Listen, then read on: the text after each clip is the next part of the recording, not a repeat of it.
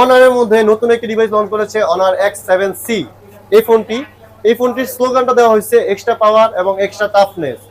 এই স্লোগানটা কেন দেওয়া হয়েছে তা বিস্তারিত আলোচনা করবো আজকে।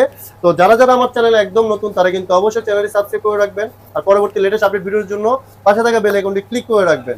আর যাদের যাদের আমার ভিডিওটি আজকে ভালো লাগবে তারা কিন্তু অবশ্যই লাইক এবং কমেন্ট করে যেতে ভুলবেন না। তো চলুন ভিউয়ার্স, ভিডিওটি শুরু করতে যাচ্ছি।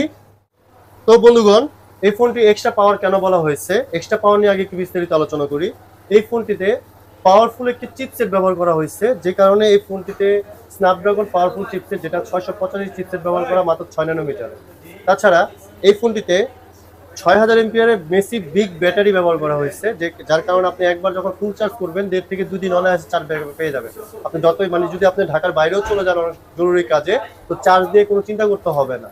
তাছাড়া এই ফোনটিতে চার্জ ফুল করার জন্য, তাড়াতাড়ি চার্জ করার জন্য এই ফোনটিতে চার্জের বক্সের মধ্যে আপনি